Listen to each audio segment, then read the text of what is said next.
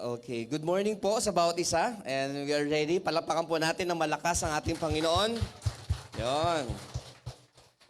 From this view, ang ganda niyong tingnan, mga nagagandahan at nagwagwapuhan ng mga anak ng Diyos. Okay, amen ba? At nagsasabi po ako ng totoo. Okay? Praise the Lord, praise the Lord.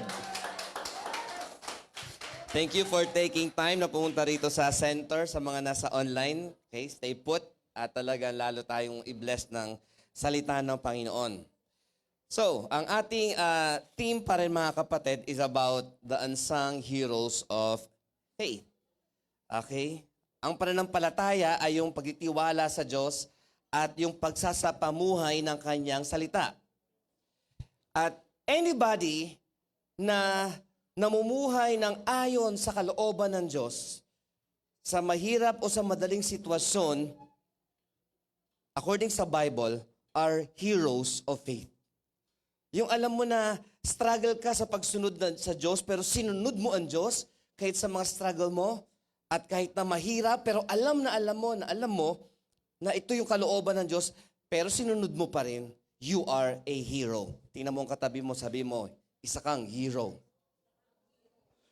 Yung ma-overcome mo ang sarili mong pagod, kaabalahan, at mga iba't ibang dahilan para pumunta dito ng Sunday morning or afternoon kung saan man tayo nakalocate, ay isang heroic action. Amen? Yung iwan mo ang labahin mo para ikaw ay sumamba sa Diyos is heroic. Tama? Okay, habang kayo ay naglo-loading pa, let me continue. So, sometimes, may mga tao sa Bible, at even tayo, we are unsung heroes. Kumbaga, hindi nakikita naman ng lahat yung ating mga heroic na mga ginagawa sa buhay. Yung maliliit na pagsunod natin sa Diyos, na kahit na maliit sa atin yon pero sa iba yon pero mahirap at nagawa natin, sometimes hindi kita ng tao yon. Pero mind you mga kapatid, kita iyon ng Diyos. Amen ba? Let's pray. Father, bless your word. Thank you, Lord, sa bawat isang narito. And continue, Lord God, na pahangain mo po kami sa iyo, Lord God, at sa iyong kadakilaan. Thank you so much. In Jesus' name we pray. Amen and amen. Okay. Question, mga kapatid. I have a question. Paki-flash ang ating question. May punto ba sa buhay mo na kailangan mong lakasan ang iyong loob para mapagtagumpayan mo ang iyong problema? Okay, yung nakakaunawa, pangingitian po ako. Di ba? May mga problema kasi na kailangan mong humugot ng lakas ng loob, Ate Chay. I don't know kung saan magagaling yan, pero kailangan mong humugot. And then, nakuha mo, especially from the Lord, from His Word, at naisagawa mo ang kalooban ng Diyos, anong feeling after mo mapagtagumpayan yung mga problema na yon? Di ba? Parang gusto mong i-treat ng burger ang sarili mo? Or tumawag ka ng kaibigan, lika, burger tayo. Bakit? Mag-celebrate tayo. May victory ako sa buhay. Gusto kong i-share sa'yo. Wow. Ang ating pag-uusapan ngayon, mga kapatid, is about heroes of faith. Pero ngayon, 5 character. So, mga 5 hours po ito. Okay? Tamar, Rahab, Ruth, Bathsheba, and Mary. Brave and godly women who changed the world. At unusual ito, mga kapatid. Very unusual itong topic na ito, in a way, kasi yung verse na naglalaman verses na naglalaman ng story ng mga yan, ay pinagsama-sama sa isang importanteng chapter sa Bible na minsan ay nakakatamad basahin. Okay? So let's read the Word of God, mga kapatid. Matthew chapter 1, verses 1 hanggang 16. Okay, huwag niyo akong tulugan habang binabasa ko. Ito ang talaan ng mga ninuno ni Jesucristo na mula sa angkan ni David. Si David ay mula sa lahi ni Abraham. Si Abraham ay ama ni Isaac at si Isaac ang ama ni Jacob. Okay. Nafe-feel niyo yung nafe-feel ko? At si Jacob ang ama ni Judah at ang kanyang mga kapatid. Si Judah ang ama ni Perez at Zerah at si Tamar ang kanilang ina. Si Perez ang ama ni Hezron at si Hezron ang ama ni Aram. Si Aram ang ama ni Aminadab at si Aminadab ang ama ni Nason. At si Nason ang ama ni Salmon. Okay? Si Salmon ang ama ni Boaz at si Rahab ang kanyang ina. Si Boaz ang ama ni David at si Ruth ang kanyang ina. Si Obed ang ama ni Jesse at si Jesse ang ama ni Haring David. Next. Si Haring David ang ama ni Solomon at ang ina niya ay ang kanyang dating asawa na si Uriah. Hindi pinangalanan pero that's Bathsheba. Si Solomon ang ama ni Rehoboam, si Rehoboam ang ama ni Abijah, at si Abijah ang ama ni Asa, si Asa ang ama ni Jehoshaphat, at si Jehoshaphat ang ama ni Joram, at si Joram at ama ni Uzziah. You still there, mga kapatid? Si Uzziah ang ama ni Jotam, si Jotam ang ama ni Ahaz, at si Ahaz ang ama ni Hezekiah, si Hezekiah ang ama ni Manasseh, at si Manasseh ang ama ni Amos. Si Amos ang ama ni Josiah at si Josiah ang ama ni Jeconiah at ang kanyang mga kapatid. You still there? Sa panahong ito, binihag ang mga Israelita at dinala sa Babylonia. Next. Ito naman ang talaan ng mga ninuno ni Jesus matapos ang pagkabihag ng mga Israelita sa Babylonia. Si Jeconiah ang ama ni Shealtiel at si Shealtiel ang ama ni Zerubbabel at si Zerubbabel ang ama ni Abiud. Si Abiud ang ama ni Eliakim, si Eliakim ang ama ni Azor, at si Azor ang ama ni Zadok. Si Zadok ang ama ni Akim, si Akim ang ama ni Eliud, at si Eliud ang ama ni Eleazar, si Eleazar ang ama ni Matan, at si Matan ang ama ni Jacob, at si Jacob ang ama ni Jose, ng asaway si Maria. Si Maria ang anak ni Jesus na tinatawag na Kristo. Praise the Lord. Sino sa inyo, kapag ganyan ang mga babasahin sa Bible, gusto mo munang matulog? Anong pakialam ko sa mga pangalan nyo? Kung baga, sasabihin natin. Okay? Pero, brethren, kung ikaw ay Hudyo, ikaw ay Israelita, mahalaga yan. At sa first book in the New Testament, isinulat yan para ibigay ang pundasyon ng pinanggalingan ni Jesus Christ. At the rest ay kwento ni Jesus. Pero kailangan alamin, siguraduhin na si Jesus ay may lineage na ayon sa Old Testament. At si Matthew ay matyagang ginawa yan. At si Matthew pala ay tax collector. Matyaga siya magsulat. Kaya chinaga niyan alamin. Sino ba ang tatay na? Si tatay nga. Sino tatay ito? Hanggang nakabuo siya ng halos isang chapter. Now, mga kapatid, listen here. Main idea. Bravery and being godly are two important virtues that must be joined together. In Tagalog, mga kapatid, ang katapangan, siguro sabihin nating lakas ng loob. Tama ba? Ang katapangan ay, mas maganda lakas ng loob, no? Okay, pakipalitan nga po. Alam ko pinalitan ko yan, hindi ko na napalitan yung part na ito. Okay. So, ang katapangan o ang lakas ng loob at pagiging makadiyos ay dalawang mahalagang katangian na kailangan magkaugnay. Hindi pwede na matapang ka lang o malakas ang loob mo. It's good. Pero ang tanong, bakit? Para saan? It's good din na makadiyos ka. Tama? Pero ang tanong, meron ka bang lakas ng loob o katapangan para gawin ang iyong pagiging makadiyos? Itong 5 babae na to ay merong bravery at merong godliness. Pareho. Okay? Sa mga kababaihan dyan, hindi man Women's Month ngayon, pero I salute you mga women of God. Women's Month ngayon? Di nga. Di ba? Actually, alam ko po yung kunyari lang ng konti, hindi ko alam.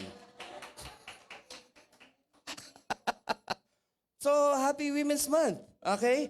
5 babae. Pero Yung story ng 5 babae na to, mga kapatid, kung babasahin yung mga Bibles nyo, okay? Hindi ko nilagay dito yung story nila. Pero, magtataka kayo, ganito mga klaseng babae ginamit. Doon sa 5 babae na yon, okay? At sabihin natin, si Tamar, sino? Si Rahab, si Ruth, si Bathsheba, at si Mary. 2 doon ay Israelite. 3 doon ay Gentile. Papaanong nasama sa genealogy ang mga babae unang-una? Diba? Ang genealogy, kung babalikan nyo sa yung mga pangalan sa Old Testament, walang babaeng binabanggit. Pero sa Book of Matthew, isinama ni Matthew. Ang tanong, bakit? Kasi may ginawa niyang unusual yung pagsasalaysay ng mga pangalan na sinama yung mga babae kasi may unusual siyang ikikwento. Si Jesus.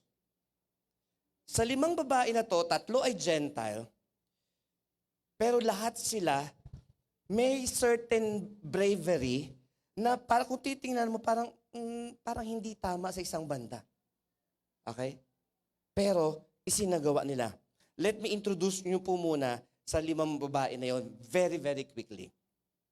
Si Tamar ay, paano to? Yung sa 12 tribes, si Judah, nagkaroon ng anak at napangasawa si Tamar. Yung anak ni Judah na yon ay wicked, according sa Bible, pinapatay ni Lord. Hinayaan ni Lord na mapahamak, hindi iningatan ng Diyos, namatay. Rule or law ng Bible o ng Old Testament na pag namatay yung lalaki at nabiyuda yung babae, kung sino ang next na lalaki, dapat maging asawa ng babae na yon. Sa kalungkutan, namatay uli. Ikaw ay tatay, si Judah, sandali, yung naging asawa nito, namatay yung una. Yung pangalawa, namatay din. Baka pag pinigay ko yung pangatlo, meron pa kasi. Baka, mamatay din. Diba? Parang yung pelikulang Tanging Ina, diba? Lahat namatay. So, ang ginawa ni Judah, ay ganito, sabi niya. Ay, hindi. Implied na parang ayaw ni Judah. So, ang ginawa niya, since bata pa naman, sige, balik ka muna sa parents mo, pag lumaki na yung anak ko ng tamang edad, sige, papakasal ko sa'yo. Lumaki ng tamang edad na yung bata, hindi ginawa ni Judah yung kanya ano. And did you know, ito, unusual na sa Bible to, nag-asta na parang prostitute itong si Tamar. At pumuesto somewhere at napadaan si Judah, namatay na yung asawa niya, malungkot si Judah at nakita yung nakapwesto doon, na hindi niya alam na si Tamar, sa madaling salita ay, after a few months, nabalita, nabuntis itong si Tamar. Ibinalita kay Judah, nabuntis siya. So parang isip niya, ayun, buti na hindi ko pinakasal yung anak ko. Sa babaeng yun, nagtaksil siya. Pero nalaman niya, sabi ni Tamar, sabi niya, kung sino may-ari ng tungkod na to at ng singsing na ito, signet ring, siya ang ama nung dinadala ko. Eh nung time na magbabayad who's this? Yung si Judah, doon sa babae na hindi niya alam si Tamar, sabi niya, okay, kahit walang bayad, basta akin na yung ano mo, ipapadala mong goat, something na ganun. So, to end the long story short, sabi ni Judah, matuwid ang babae na to kaysa sa akin. At siya ay naging part ng genealogy, si Tamar. Sino yung pangalawa? Si Rahab. Si Rahab ay isang prostitute. Ang bahay niya ay nasa Wall of Jericho. Na nung pumunta yung 12 spies, ay it so happen na hinabol sila at nagtago sila dun sa bahay ni Rahab. At si Rahab ay nagsabi na, alam niyo ba na takot kaming lahat sa inyo kasi napapatunayan naming buhay ang Diyos ninyo. At lahat ng dinadaanan nyo na natalo nyo, kaya kaming lahat ay takot. Dahil naniniwala ako sa inyo, papatakasin ko kayo. Okay? Dadaan kayo rito sa part na to ng bahay ko, wala makakahuli sa inyo. Pero i-promise nyo na pag binigay na sa inyo ng Diyos, you see the faith? Ang aming lugar, sana iligtas mo ang pamilya ko. Sabi ng mga espiya, sige, magsabit ka ng red scarlet dyan scarlet na tela pala. And then pag nakita namin yan, hindi namin gagalawin ang sino mang nasa loob ng bahay na yan. Pero pag wala yan, sorry na lang. So sa madaling salita, sinunod, naligtas si Rahab at si Rahab ay naging part ng Jewish community at naging asawa niyang isa sa mga ninuno ni Jesus Christ. Done with Rahab. Sino yung next? Si Ruth. Si Ruth naman, ang famous saying niya ito, "Your God will be my God and your people will be my people." Sinabi niya sa kanyang balae ba? Biyenang babae, na nung namatay dahil sa gera yung mga anak ni Naomi Felicity Madreleo, nung namatay yung mga anak ni Naomi, at balo na yung mga babae, yung 2 o 3 babae, umalis. Naiwan si Ruth kay Naomi.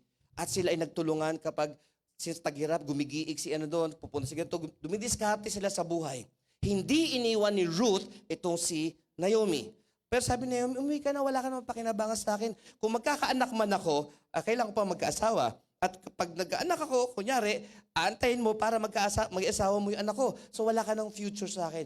Ay hindi, ang sabi ni Ruth. Gentile si Ruth ha, yung Diyos mo ang magiging Diyos ko. Yung tao mo, yung bayan mo ay magiging bayan ko.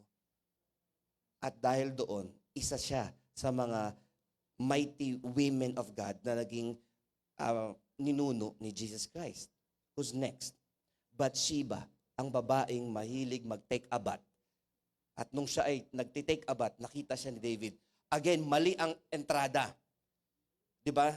Nangalunya si David at nagkaanak siya kay Bathsheba, namatay ang anak nila. Pero nung namatay na si Uriah, yung dating asawa ni Bathsheba, ginawa ni David na isa sa mga asawa niya si Bathsheba. Noon pwede ito ha, ngayon hindi na. Okay? Maraming asawa. And then, ano nangyari? Nagkaanak sila, si Solomon. Si Solomon ang naging hari ng Israel after ni David.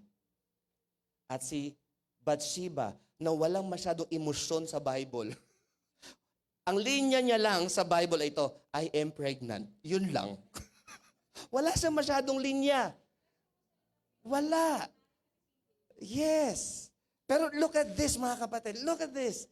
Yung babae na yung wala masyadong linya, ansang hero katulad ni Tamar at ni Ruth at ni, okay, yung dalawa na yon, ay again, naging ninuno ni Jesus Christ.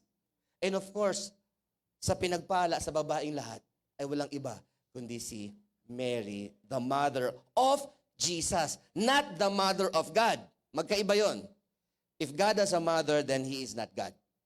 Okay? So the mother of Jesus. Si Mary naman, ang famous word niya ay, ang sabi niya sa angel, nung sinabi niya, okay, ikaw, gagawin mo to, manganganak ka, bla bla bla. Sabi niya, be it unto me according to your word. Okay? Now, end of story. Alam niyo na yung story ni Mary. Lahat ng iyon, matatapang na babae. Malalakas ang loob. Pero lahat din sila ay maka-Diyos. Sandali, si Tamar nag-aktong prostitute, maka-Diyos? Kasi alam niya yung utos ng Bible. Kailangan bigyan mo ako ng asawa at yung anak mo is old enough para mag-asawa ko. Kinlaim niya yung promise at gumawa siya ng paraan para maklaim niya yung promise. That's bravery. Ang ibang mga tao nag-aantay lang, ay ibigay ng Lord, wag na nga. Pero ikaw, you need to do something for the promise of God na ma-fulfill sa buhay mo. Hindi mo papakialaman just like ni Sarah na gumawa ng paraan. Hindi ganon. Pero ang ibig ko sabihin ay, you need to live out yung promise ng Panginoon para maging sayo. Okay? Lahat sila ay hindi lang matapang. Lahat sila ay maka-Diyos. So, because of that, mga kapatid, tingnan muna natin yung premise natin. Okay? Premise, hindi promise. Okay? Premise. Ang premise yung sitwasyon natin. Tayo ay namumuhay sa isang mundo na masama. At talagang nagkalat ang mga masasamang gawain. Pero kailangan natin gawin ang kalooban ng Diyos para mapanumbalik ang whatever na meron tayo, family, church, country. Okay, katulad ni Marikit kanina, pinag-pray yung country. Kailangan nating mangyari ang kalooban ng Diyos dito sa Pilipinas, gaya ng sa langit. Pero, ang choice ay, Kailangan gawin natin yan sa mundo na corrupt, mundo na hindi bida si Lord, mundo na mahirap magpakabait. And that's why we need mga brave men and women. Alam mo yun, yung mga babae at lalaki na talagang kayang i-discipline, i-commit ang sarili niya at maging consistent para umangat ang kalooban ng Diyos sa mamagitan niya. Gets niyo ako? Andiyan ba kayo? Tuloy natin mga kapatid. So, how to be game changers together with God? Sa pamagitan ng buhay ni Tamar, Rahab, Ruth, and Bathsheba, and Mary, paano ba ako maging game changer? Paano ba yung pagiging makadiyos at pagiging malakas ang loob? Paano yung pagsamahin? Paano mangyayari yun? Okay? Number 1, be unexpected instruments of grace. Si Tamar ba alam niya na after 1,000 years, ilalagay ang pangalan niya sa genealogy ni Jesus Christ? I don't think so. Alam kaya ni Mary? Hindi rin. Pero yung mga babae na to, bagamat hindi nila alam na magiging sikat sila o papasikatin sila ng Bible later on na hindi naman siya gano'ng kasikat compared sa iba, pero sinunod nila ang Diyos. Brethren, listen here. We need to be instruments of God's grace. Sometimes, example, may encounter tayo na mga tao na alam mo yon, mas madalas yung salubong ang kilay kaysa nakangiti. Tingnan mo ang katabi mo. Medyo ganun ba? Hindi naman. Yung pagkausap mo ay 80% na kanyang ikikwento ay sama ng loob niya.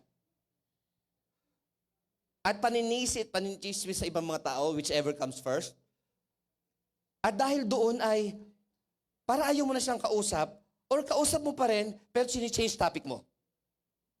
How to deal with those kinds of people? At bakit ikaw nilalapitan niya? At bakit kahit na inaasar ka niya minsan, ikaw pa rin nilalapitan niya? Di ba? Bakit?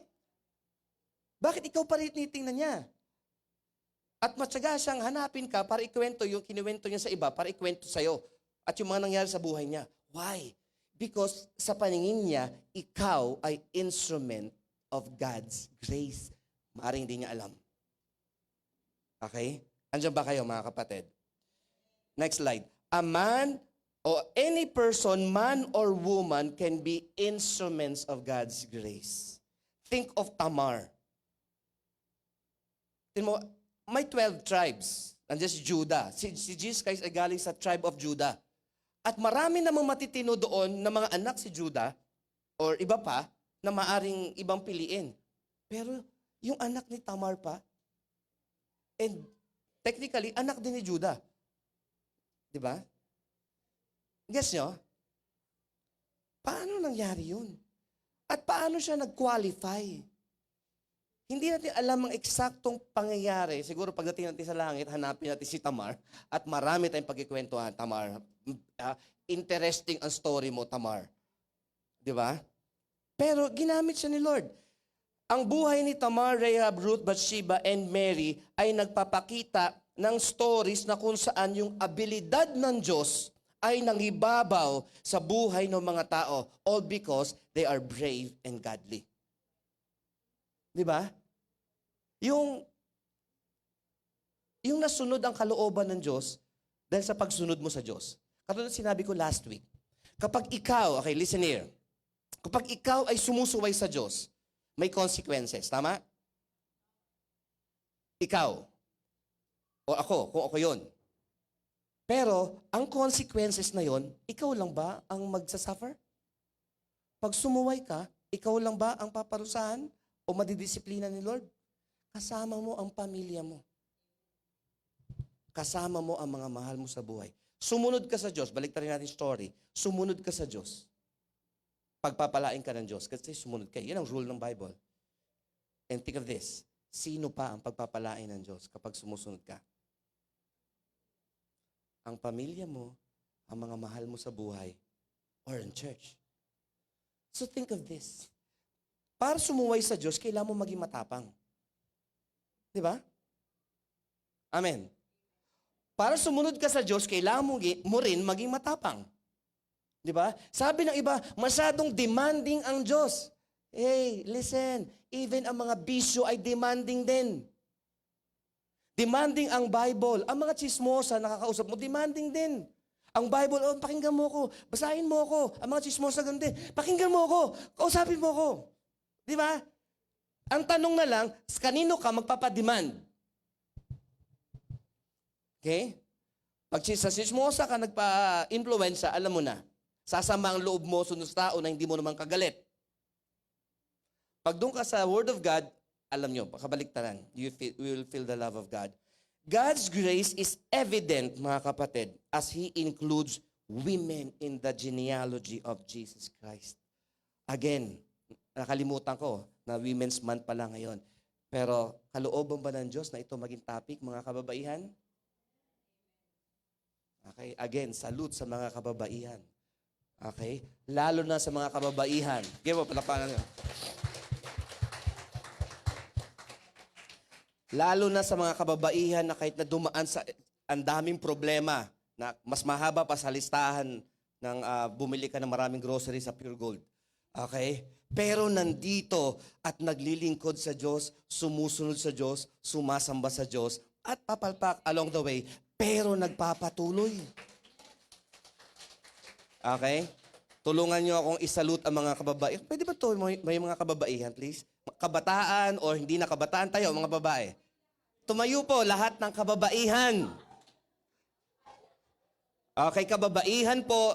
Ha, yan, tingnan nyo. Woo! Palakpakan natin ang mga kababaihan. Amen.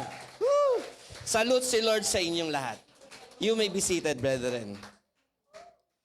Diba? Paano naging Jesus si Jesus kung walang Mary? Diba? At paano naging si Jesus kung walang Tamar, walang Ruth, walang Bathsheba, at walang Rahab? Diba? Alam niyo mga kababaihan, ano muna ako sa aking outline. Minsan, nakakabore ang inyong ginagawa sa isang banda, sa paningin ko. Diba? Yung mag-prepare ka para sa bahay, o mag-work ka, o makipag-usap ka, office man yan, o bahay. I mean, multitasking kayo, kaya nyo maghugas habang nanonood ng teleserye. Hindi ko kaya yon. Hindi ko, it's either tigilan ko ang teleserye, maghugas muna ako, o tigil ko ang hugas, manunood muna ako. Sa inyo, kaya nyo. At kasama pa nun, may kakwentuhan pa kayo. Di ba? Eh di kayo na.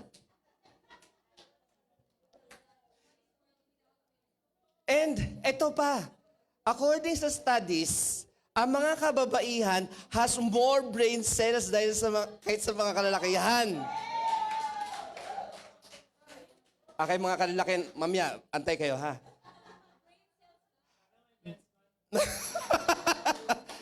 Next month, gawin natin. Bakit mas marami kayong brain cells? Okay? And did you know kung gaano katinding energy ang kailangan nyo according sa science, ha? Okay, listen. Ako muna. Ako may hawak ng mic. Listen. Mamaya tayo mag-usap. Tingnan nyo. Alam niyo ba kung gaano katinding energy ang kailangang i-produce ng katawan para kayo ay manganak? Sabi na iba, kaya magpatakbo ng ref kung tutuusin, kung kayang i-harness yung ano na yun. Di ba? So, ginawa kayo ng Diyos in a way na may kapasidad kayo to let the will of God happen sa family, sa church, sa buong mundo. But, let me balance that.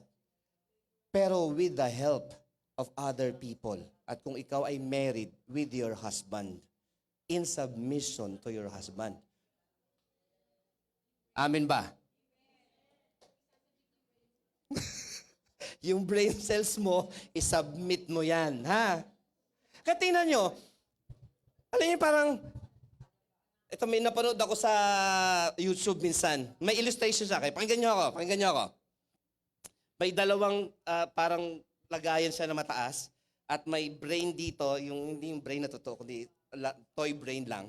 Sabi niya, ito yung brain ng babae, ito yung brain ng lalaki. Okay? Yung brain ng lalaki ay may mga boxes na separate sa bawat isa. Walang kinalaman yung box na to sa box na ito.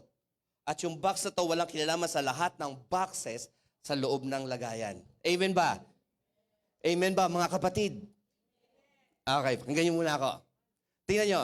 Samantalang yung brain ng babae, yung boxes magkakadikit. Pag ginalaw mo to, apektado lahat ng boxes. Paano i-illustrate yan? Tayo mga lalaki, pag nag-uusap tayo, pag sports lang pinag-uusapan natin, sports lang tayo. Okay? Pag babae na,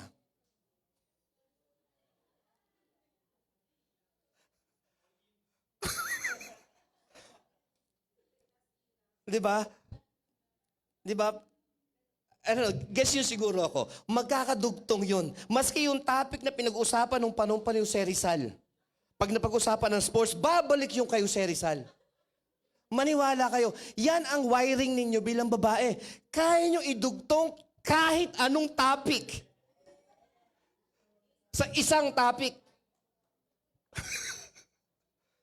Does that help? Yes. Sometimes it doesn't help. Pero pag nakontrol nyo yun, ang laking tulong. Kasi mas nakikita nyo yung buong picture para ma-explain ito. Andiyan ba kayo? Pakitaas ang kamay ng mga nakikinig sa akin. Ayun. So, be sure mga kapatid na kahit mga kababaihan o mga kalalakihan, be instruments of God's grace. Yung kapasidad nyo bilang babae na kayang gawin yung mga imposible sa kaisipan ng lalaki, multitasking for example, kailangan nyong ipagamit yan sa Diyos. Huwag sa chismisan.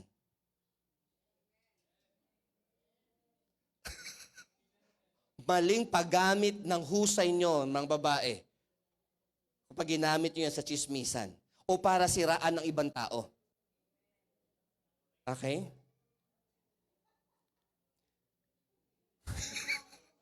May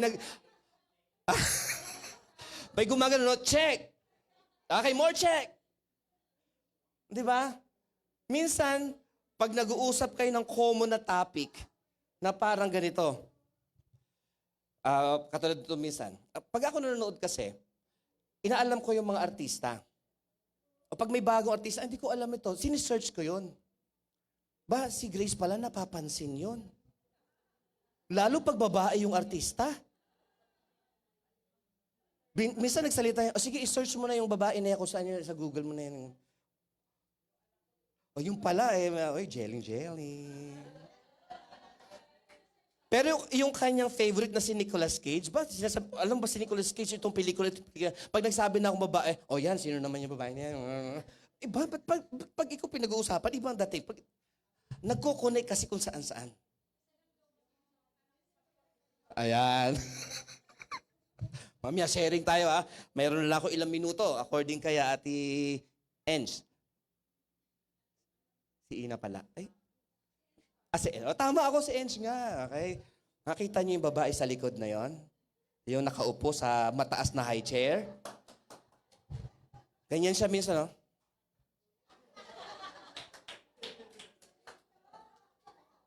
Pag ganyan pa, maraming pan-time yan. Pag siya, iba na. Okay? Kaya sa mga pasto, nakaka-pressure po kayo. Okay? Pero ganun pa man, kailangan natin yun, di ba? Praise the Lord. O, di ba? Number 2 na tayo. Number 2, be both brave and godly. Huwag mong sabihin na godly ka, maka-Diyos ka, pero kulang ka ng tapang para gawin ang kalooban ng Diyos.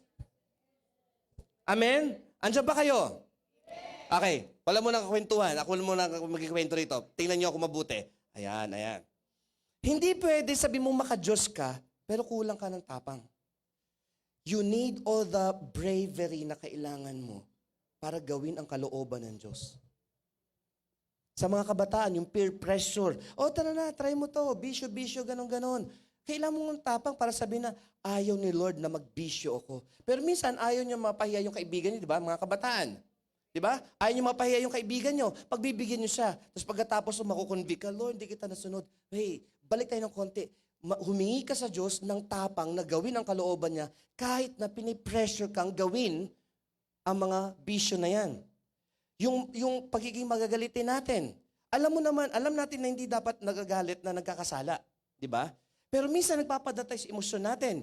Kailangan mo ng tapang, kailangan mo ng commitment and discipline and consistency para yung kalooban ng Diyos ay masagawa mo na hindi ka nagagalit. Pastor, ang goal ko na naman ganito eh. Kaso nga lang galit ka na, wala na yun. Null and void ang gusto mo ipagawa kasi galit ka na nang wala sa lugar. Did you know that, mga kapatid? Kahit maganda ang gusto mong sabihin, kung galit ka na, hindi na yung ganda ng gusto mong sabihin na nakikita kundi yung galit mo. Di ba? Hindi yan napapansin. Ang nag-register utak ng mga tao, yung galit mo. Pero may mga time kasi na kailangan mo bigyan ng diin na hindi ka galit o galit ka man pero may point ka pa rin na hindi ka nagkakasala. Ang hirap nun, mga kapatid. Ang hirap nga sabihin, ang hirap lalong gawin. Paano mo magagawa yun? So, kailangan matapang ka, at the same time, godly ka. Next slide. Bravery has more significance when done in the context of godliness. Diba? Kung yung mga heroes ng bansang Pilipinas, diba? Kung lahat ng mga heroes na yan, simula kay Jose Rizal at lahat-lahat, kay Mabini at kung sino-sino pa, kung lahat ng mga yon ay makadiyos, ano kaya nangyari na sa Pilipinas? Yung tapang ng mga politicians ngayon, para gawin yung mga sinasabi nila, yung talino nila na express, iba hindi masyado matalino, pero may tapang sila na sabihin yung sinasabi nila, we don't know nga lang kung tama o mali. Kasi pwedeng magtago yung kamalian sa tapang na presentation. Yung ganda ng presentation. Pero sa ilalim pala nun ay mayroong tinatawag na selfish agenda. So kung may tapang ka, dapat mayroon ka rin pagiging makadiyos kasi yung tapang mo mailalagay ng maayos. Again, si Mary, ano yung tapang niya? Yung tapang niya na sundin si Lord kahit na hindi pa niya nakakausap si Joseph. O Joseph, may will of God, ano? Agree ka ba? Kung agree ka, agree ako. Hindi ganun si Mary. Di ba?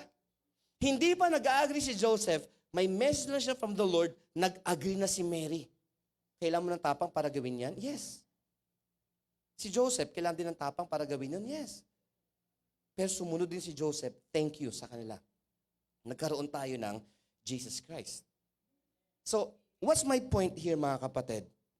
Kailangan natin dumating sa punto ng buhay natin na dumami, mahawa tayo or manghawa tayo na mga taong makadiyos at may tapang na gawin ang kalooban ng Diyos.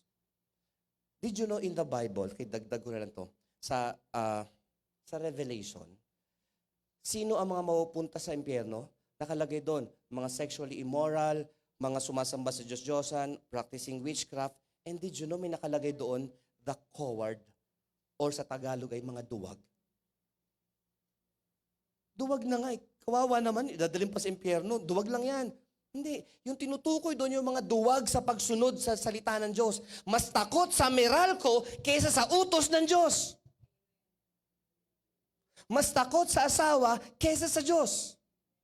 Mas takot sa politics o mas takot na magutom kaysa sumunod sa Diyos. Yung 5 na to, Tamar, Rahab, Ruth, Mary, and Bathsheba, lahat sila ay naging vessel ng blessing ng Diyos, instruments of God's grace. Okay? And we need to be like them. In conclusion, mga kapatid, both bravery and godliness are indispensable virtues if we, as believers, are to be instruments of God's will. Tingnan natin sa Tagalog, yung naka-colored lang. Ang kalakasan ng loob or tapang at ang pagiging makadiyos. Okay, samahan niyo ko sa pagbasa. Ang kalakasan ng loob, come on, at ang pagiging makadiyos ay parehong Kung nais nating maging kasangkapan ng kalooban ng Diyos bilang mananampalataya. Do you want to be instruments of God's grace sa family mo, sa church? Example pa. Ang UVCC po ngayon mga kapatid ay meron siyang church planting. May sa Montalban every third Sunday ng hapon. Sa Bulacan, may Kawayan, meron tayo every second and third and fourth. Ang goal natin later on ay magkaroon ng tawag dito, makumpleto yung Montalban na every week meron na at ang Bulacan meron na. Pero one thing ang nasa isip ko, okay? On the first Sunday, kailangan yung mga churches na yun ay magkakasama. Second hanggang third o hanggang fifth o fourth, kung meron mang fifth, we go church planting there. At alam nyo, para magawa natin yun, kailangan natin ng makadiyos na pananaw at tapang para gawin. Wala tayong pera, pastor. Bigyan muna tayo ng 1 milyon para makapag tayo sa Montalban at sa Mikuwayan. Kailangan okay na lahat bago natin gawin yon. Kung gagawin natin yun, wag na. Kailangan mauna yung first step. Kaya nga first step Ang first step, ang utos ng Diyos, go and make disciples. Kasi ang UVCC mga kapatid, kalat tayo Ang mga uma-attend dito sa Cubao ay mula sa Rizal, Bulacan, at bukod sa Cubao, Caloocan. Di ba? Iba nagta-travel ng 1 hour, makarating lang dito. Nakasituate sa Cubao ito. Darating ang point, dapat ang mga taga-Cubao ang mag-dominate dito. At yung mga taga-Caloocan, gano'n okay? Kung will ni Lord mag-participate kayo sa Montalban o sa Bulacan, be there. Pero dito, may taga-Pasig pa pala tayo na dito. So, bakit magkakaiba tayong lugar? Ang pananaw doon is this. Later on, those municipalities will have churches ng UVCC. Amen? Amen? Pero we need more workers because the harvest is plentiful but the workers are few. Good thing mga kapatid, meron tayong Genesis Mission Academy. Okay? Salute sa ating mga estudyante ng Genesis Mission Academy. Meron tayong family camp. Inunahan ko na yung announcement ng konti. Na kumbaga preparation sa gagawin ni Lord. Alam nyo, para magawa rin kalooban na Diyos to be brave and to be godly, meron dapat i-deal sa kalooban natin. Meron dapat pagalingin si Lord. May mga hugot tayo sa buhay na in fairness naman sa atin, gusto natin maging matapang. Pastor, gusto ko maging matapang at maka-Diyos. Pero ba't yung hindi mo nagagawa? Or less? Or halos hindi? Kasi may mga issues of the heart na humahad lang. O gawin mo to, Enz. Ay, hindi ko kaya yan. Si Ina na lang. O bakit ang baba ng tingin mo sa sarili mo? Yung pagkakaroon ng mababang low self-esteem, minsan, may ugat yan dahil nung bata ka, hindi ka tinrato ng tama. Sa inner healing, mga kapatid, okay, and even mental health, kailangan i-deal ni Lord yung mga yun. Gusto niyo lumabas ang tapang nyo at pagiging makadiyos nyo ng mas malaya? Kailangan nyo ng inner healing. Believe me, mga kapatid, mas mangyayari ang kalooban ng Diyos kung tayong lahat ay mahihilom ng Diyos ng sama-sama, magmamahalan tayo according sa kalooban ng Diyos, at bukod pa doon mga kapatid, tayo ay magiging tinatawag na game changers. Okay? Mga instruments of God's grace. Sino dito gusto maging instrumento ng Diyos sa buhay niya? Okay. Amen. Andiyan ba kayo mga kapatid? And I'm praying, mga kapatid, na as we end, ang prayer ko na pag-uwi nyo sa bahay, even mamaya after nito, magkakaroon tayo ng quick na meeting para sa mga sa camp at may special announcement mamaya. I'm really, really praying, mga kapatid, na talagang buksan mo isipan mo sa mga gagawin pa ng Diyos. Huwag mo agad sabihin na, hindi ko kaya, busy ako, mahina ako, ayokong gawin yan. Brethren, please, papasukin natin ang kalooban ng Diyos sa buhay natin and let's do the right thing ng may takot sa Diyos, at merong katapangan mula din sa Diyos. Amen ba? Tingnan mo ang katabi mo, sabi mo sa kanya, you are a brave and godly woman or man of God. Amen ba? At si Jesus Christ lang mga kapatid, ang pwedeng gumawa sa atin yan. Amen? I'd like everybody to stand up and let's pray. At sa ating pananalangin mga kapatid, I pray na mas mabuksan ni Lord ang kaisipan natin. Okay? At mas mapangyari ang kalooban ng Diyos sa buhay mo. Sabihin mo nga, sa buhay ko, mangyari ang kalooban ng Diyos. Close your eyes and let me pray. Heavenly Father, you are a mighty God, Lord. Minsan, mahirap kang unawain. Pero Lord, ang mga dapat naming maunawaan sa iyo ay unti-unti